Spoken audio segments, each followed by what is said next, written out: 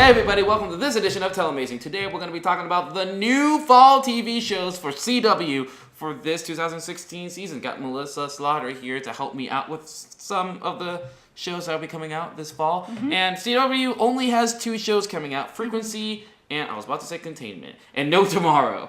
So let's talk about them. Let's start off with No Tomorrow. No Tomorrow, pretty interesting concept. By the way, descriptions and trailers all in the description below. CW. No Tomorrow. I really liked it. I really liked it too. Okay, good. I really liked it. I mean, I will fully admit, part of why I really liked it is that dude is really good looking. Yeah, guy from Gallivant, by the way. Yep.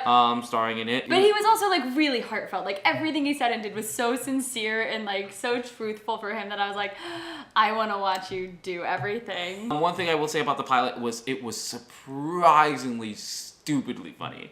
Really? Like, I was impressed how funny this show was. Okay. Very smart, very quick.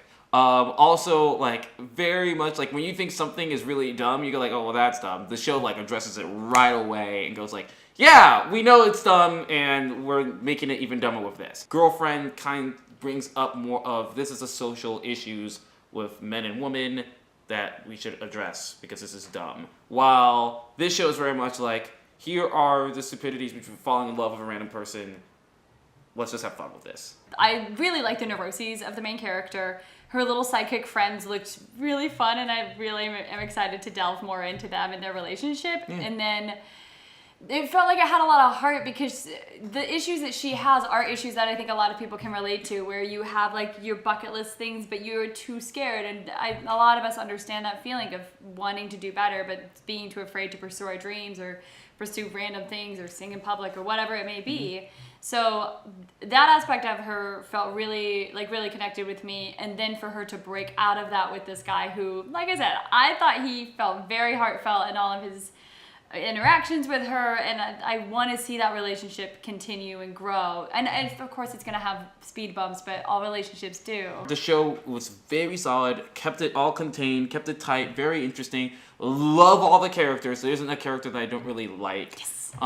They're just everybody. It was a home run. I'm wishing the show well. I'm giving it an A-. I give it an A. You do not like minuses or pluses.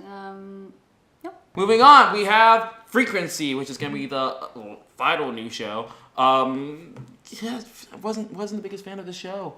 You watched the pilot for this, yes? Because for the preview, I thought was really fascinating, and I mean, from all of the time traveling shows that seems to be coming out, it's one of the ones I was most interested in. It was okay. I wasn't really that impressed with it. Is it one of those time travel shows when if you're a Doctor Who fan, you're like, I watch way too much Doctor Who for any of this to be acceptable? Because that is my problem with most time traveling mediums in general. Well, the difference with Doctor Who is like they always have like one sentence to explain it, even if it's just like the lamest excuse. At least it's like, okay, you had one line that explained why this is a thing, yeah, and I'm fine with that as long as you give me the one line. Yeah. This show doesn't do that. You just have a magic radio. It just happens. No one explains why it happens. It just happens. It's mainly the plot line of finding out whether her father was a crook or not, and that's fine. I found that end of the story okay, interesting. And the way they set up the season is kind of like, oh. Yeah, because it seems very whodunit. Long story short, daughter figures out that father is not who he said. That is not who people have said he was. Right. But that brings a whole giant twist to what happens at the end of the episode, which sets the tone for the rest of the season. Okay. The show it's going to become is going to be fine. It's going to be this procedural that sets it up pretty well for what it's going to be. But as far as the show itself, it's just like, or like the plot itself, I don't really find it that interesting to keep going, if I'm being honest. Is like the mystery around it at least going to be interesting? The like find our way back to real time going to be interesting? It just comes off at this point like she solved one mystery to create another mystery, which is like if then she solves that mystery, it's going to pull off another mystery. It's just like, If that's gonna be the trope of it, yeah, then I'm not a fan of it. I want to watch that over the course of like a whole season, not over the course of each each episode is her solving another mystery. There's going to be a crime that's going to rely on her talking to the father from forever ago to help her figure out what went wrong. That's really what's going to happen. And the funny part is that CW went through this whole thing about how they're not going to do procedurals, and what they're creating is in essence a procedural. I gave it a B+ because I thought that it was interesting, but time travel is always problematic, so that was where the B came from. I don't have the faith that it deserves a full A yet.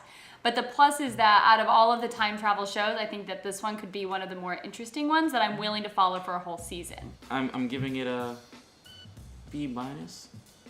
Frequency has a chance to kind of like get there. I just don't have faith that it will. And that's it. That's all of the fall TV shows that are coming out in 2016. We nailed it. It was awesome.